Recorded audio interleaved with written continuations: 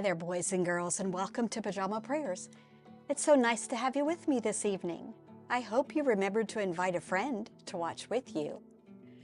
Our theme for tonight is going to be friendship. We're going to be talking about what it means to be a friend and to have a friend. So before we get to that, though, we're going to begin our devotional tonight with a game of racer puzzle. Not hidden pictures this time, but racer puzzle. And we're going to be looking for feathers for Goosey. They're on the farm, and it seems that Goosey has lost some feathers and needs some help. Are you ready to help Goosey find the feathers? Get on your mark, get set, go. In the picture, it's a beautiful morning at Mr. Goose's farm, and the animals are helping him make hay while the sun shines. But Mr. Goose has lost some feathers. He's hoping we can help him find all of the feathers so he can make a little bed for Mrs. Goose's egg. Find the hidden feathers as the picture slides by, and count out loud as you find each one. There are 20 hidden feathers, and in this round, you will have 25 seconds to see the whole picture. Find the hidden feathers. Ready to start? Let's go!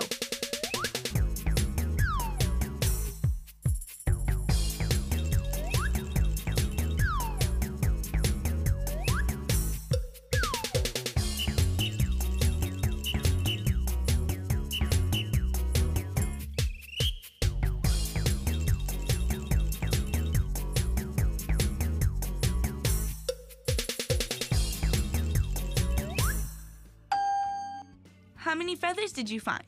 If you found 10 feathers or more, you did great. Okay, let's try it one more time. Only this time, you'll have a whole minute to find as many feathers as you can. Ready? Go!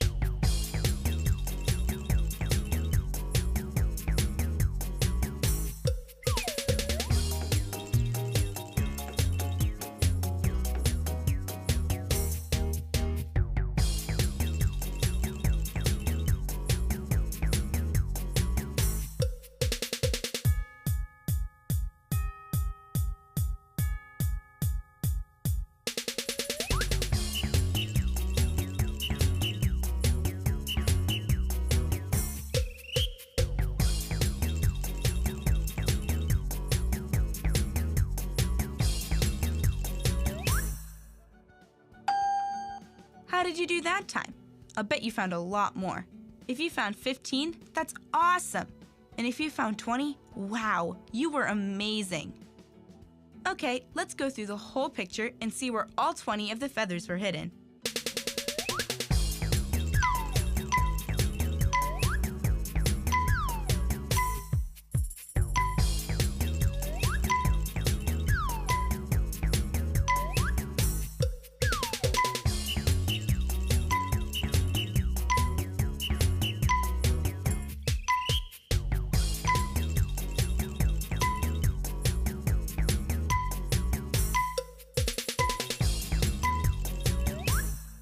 That was fun, and I'll bet Farmer Goose and Mrs. Goose are happy to have all the feathers so their egg will have a safe and warm place to hatch.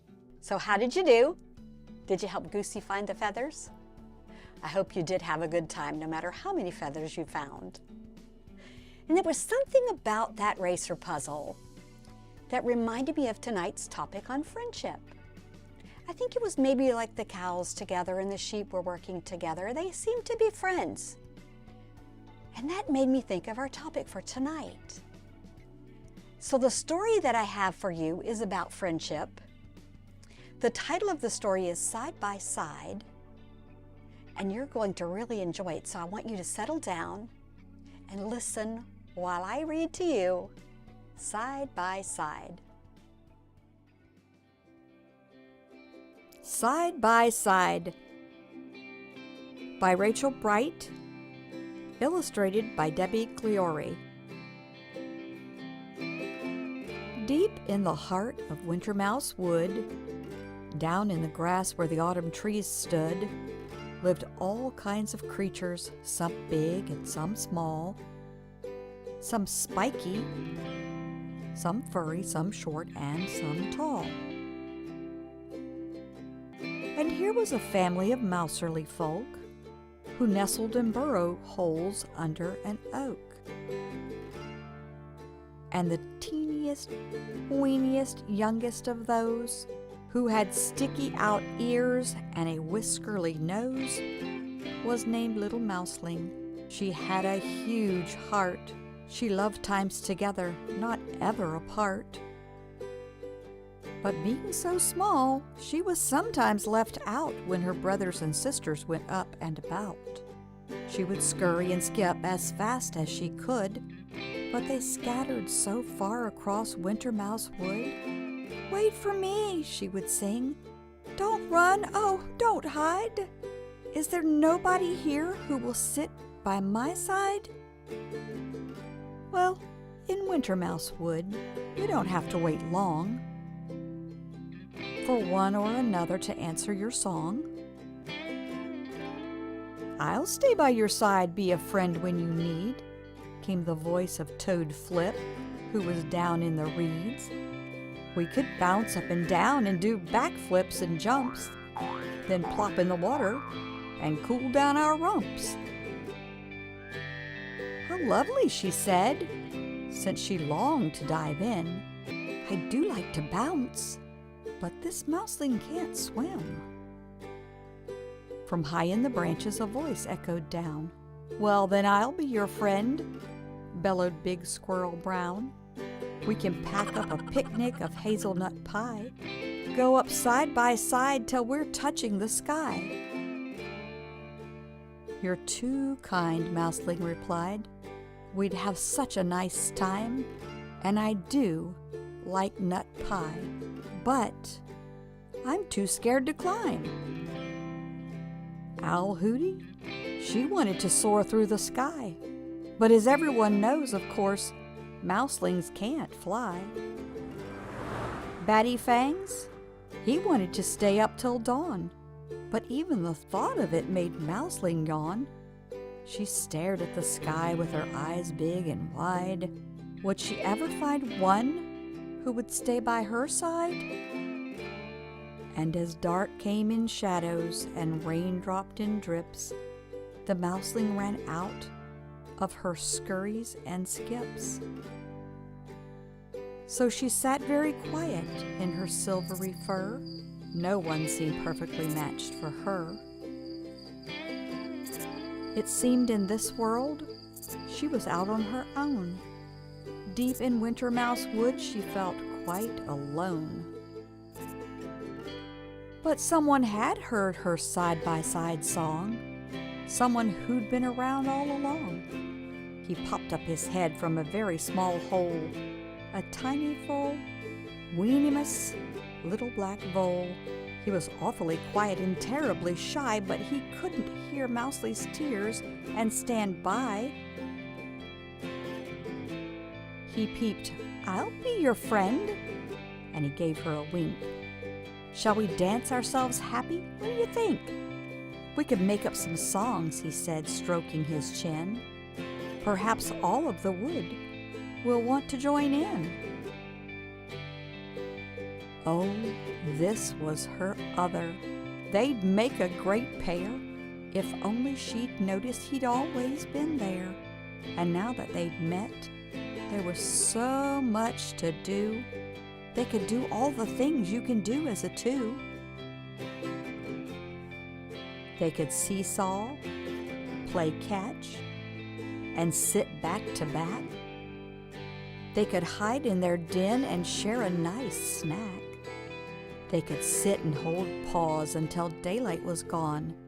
Yes, two little tails are much better than one. They were peas in a pod. They were birds of a feather. They were always best friends, whatever the weather. Two wonderful ones had found a forever, and forever is great when you spend it together.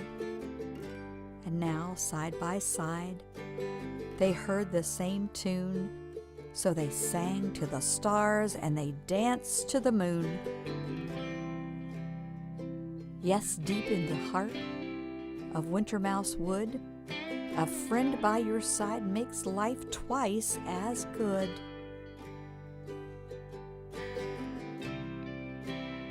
The end. Did you enjoy that story?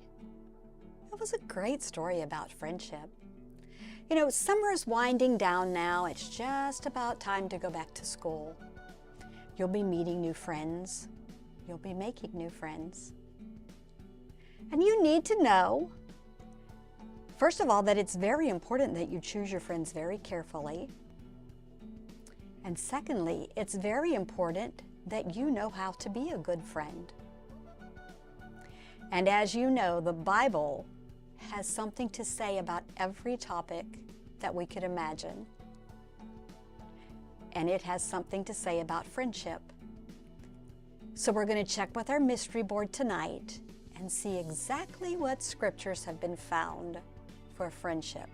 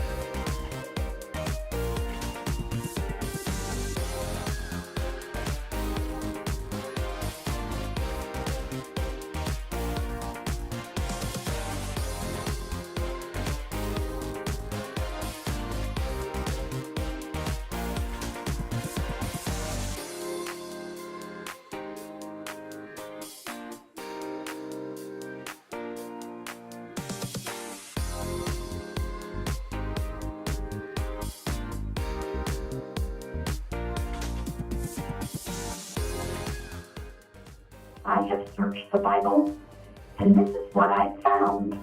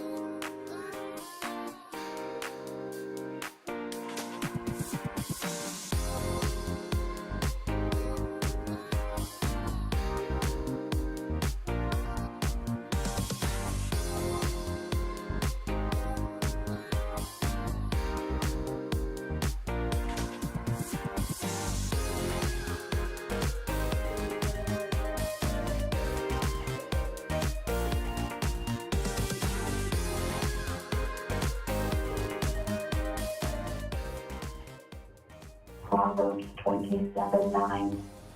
A sweet friendship refreshes the soul. Proverbs 27:9.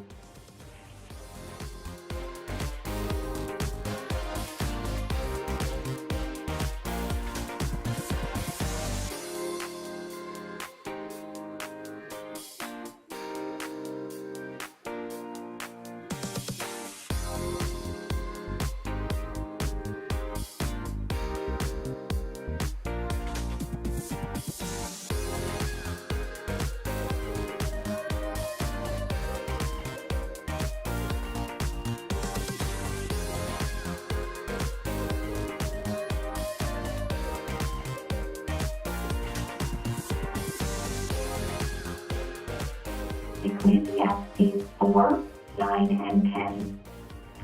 Two are better than one because they have a good return for their labor.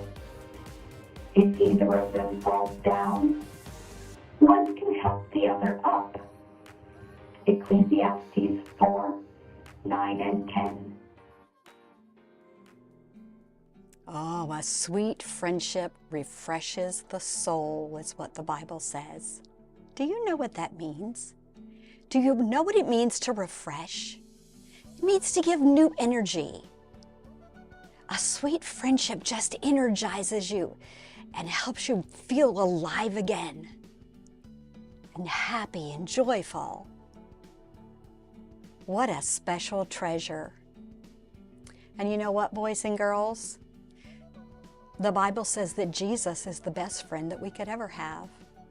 He's a friend that sticks closer than a brother. He will never leave us. So you know those times when Mom says you have to play by yourself? Jesus is a friend that will always be there with you. And He cares about everything that concerns you. What a special friend. I hope this week, boys and girls, that you will pray to Jesus. First of all, thank Him for being such a faithful friend to you. And then pray and ask Him to help you be a good friend and to help you choose your friends wisely. I thank you so much again for being with me tonight. Boys and girls, know that I love you to pieces. I hope you have a wonderful week, and I hope you will come back next week and join us for another story when we have another great devotional. And until then, go ahead, turn to your neighbor and say, "You are worth more than you know, capable of more than you think, and love more than you can imagine." Good night.